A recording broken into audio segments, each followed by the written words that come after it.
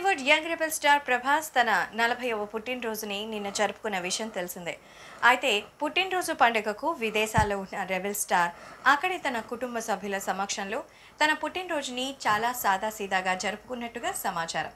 అయితే ఆ వేడుకని పురస్కరించుకుని మన 2 తెలుగు రాష్ట్రాల్లో ప్రభాస్కి సంబంధించి ఫ్యాన్స్ పలు సామాజిక సేవా కార్యక్రమాలని నిర్వహించడం ఇప్పుడు హాట్ టాపిక్గా మారింది.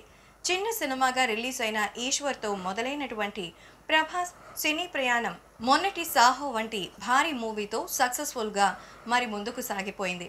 ఇకపోతే ఆయన పుట్టినరోజుని పురస్కరించుకొని చేసిన ఏర్పాట్లు పలువురిని ఆశ్చర్యపోయేలా చేస్తున్నాయి.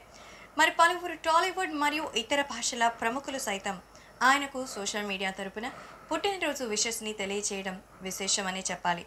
ఇక మన తెలుగు సినిమా ఇండస్ట్రీలో అయితే చాలామంది దాదాపుగా అందరూ కూడా విష్ చేసినటువంటి నటీనటులు, ఇక అలాగే సాంకేతిక నిపుణులు మన బాహుబలికి తమ సోషల్ మీడియా ద్వారా ఎన్నో రకాలైన శుభాకాంక్షల్ని అందజేశారు. సో ఇక ఈరోజు ఉదయం నుంచి ప్రభాస్కి ఎన్నో అద్భుతమైనటువంటి విషెస్ ఇంకా కూడా అందుతూ ఉన్నాయట.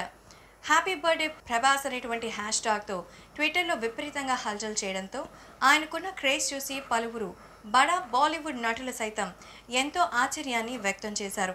బాహుబలి 2 భాగాలు అద్భుతమైన విజయాలతో అక్కడ కూడా దుమ్మురేపి మంచి పేరు సంపాదించుకున్నటువంటి ప్రభాస్ ఇటీవల సాహోతో మరింత గొప్పగా ఆ పేరుని కొనసాగించడం జరిగింది.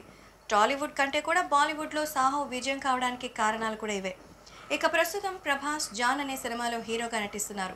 పూజా హెగ్డే హీరోయిన్గా తెరకెక్కుతున్నటువంటి ఈ సినిమాని గోపీకృష్ణ మూవీస్ అలాగే యువి క్రియేషన్స్ సంయుక్తంగా కలిసి నిర్మిస్తూ ఉన్న సంగతి తెలిసిందే.